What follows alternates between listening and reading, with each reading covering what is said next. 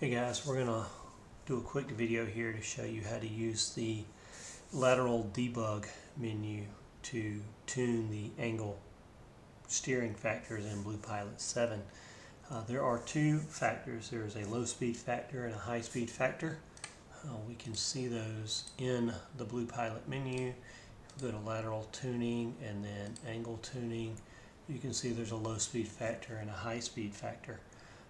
Low speed factor is at 15 miles an hour and high speed factor is at 70 miles per hour, and the steering factor gets linearly interpolated between the two.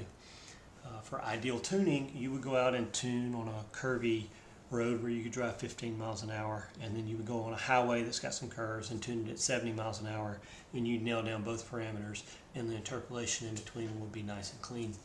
That's not always possible. Sometimes you have to tune it 30 and 60.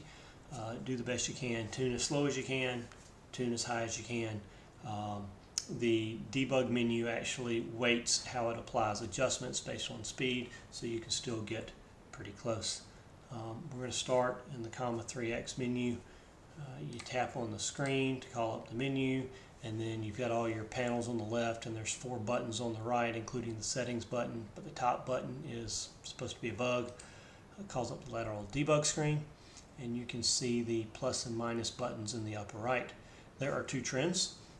There is the green line, which is the steering wheel angle the model wants to achieve, and there's the yellow line, which is the steering wheel angle we actually achieved.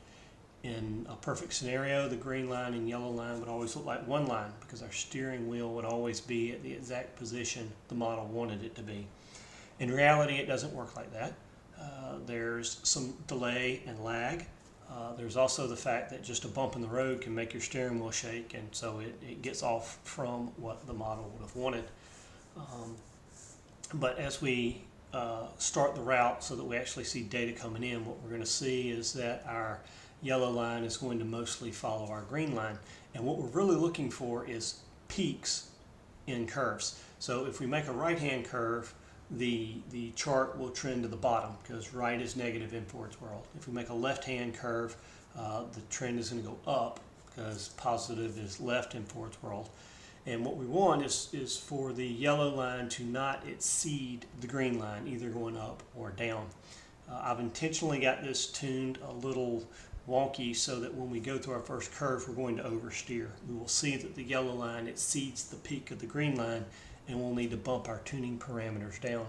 Now, this is a simulator. It doesn't keep in line with the actual tuning parameters on my device, so keep that in mind. We're just trying to simulate some button presses here for you.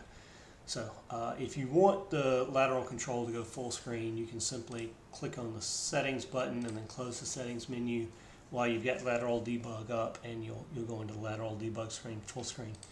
So we're going to start the route, and the first thing we're going to do, we're actually going to have a human turn. In fact, if I close that, you'll see we're going to have a human turn here. And then right after that, I'm going to have to use my hands to dodge a piece of trash in the road up here. You can kind of see it. It's a black thing. We're about to go around it right here. After that, we'll be into some hands-free driving, so we'll go ahead and call up the lateral debug screen. There we go. And so what you can see here, you can see that the green line is going up. It gets up to about 45 degrees, but our yellow line overshoots. It gets up to about 48, 49 degrees. And then as we come back down and curve the other way, we're going to see a similar thing where it's going to line up mostly well, but here right at the end you see it's got some overshoot. It goes way too far. So we would simply use the minus button to back off 2 or 3 clicks, and then we're going to wait for our next curve to see how it handles that. We're going in through another right curve here, and that time the peak of the green and the yellow lined up really well. We correct a little bit, we come down again.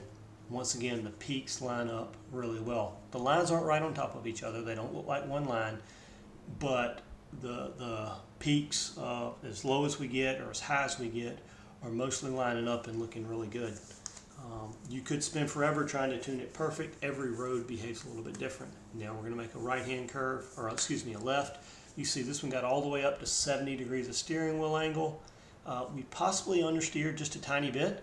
I know we did, but I just happen to know that's because we were going too fast for that curve.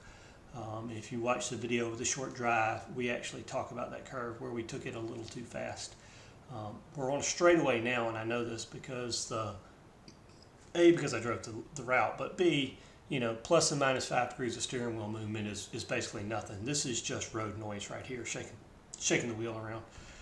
Once we get through the straightaway here, we'll go through another curve and we'll see another peak, and we'll see how well they can line up. So here we go, heading into a left-hand curve. Once again, a little bit of overshoot there, and this one wasn't speed limited, so I probably should back off my tuning parameter just a little bit. I should probably go down another click or two since I overshot just a little bit in a curve that I knew wasn't speed limited.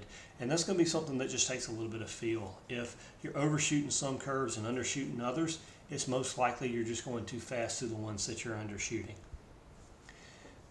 So we're back with the comma 4 menu. As you can see, it's a very different screen here, black and white, a lot more compact. But how you're going to get to the lateral debug menu in the comma 4 is you're simply going to swipe down from the top. And then you'll get the same thing. You'll get a green line for your desired steering angle. You'll get a yellow line for your actual steering angle. You'll get a plus and minus on the right side, so you can go up and down with your steering factor. One thing I failed to mention in the section where we were talking about the comma 3x, but it's the same here. This blue line, or this blue shaded area, is letting you know how much weight is being applied to your adjustment factor low or your adjustment factor high. So as you drive from 15 to 70 miles an hour, you'll see this blue shaded area move from low to high to let you know how much weight is being applied to each one of your tuning factors. When you're done, you can simply tap on it and it'll disappear.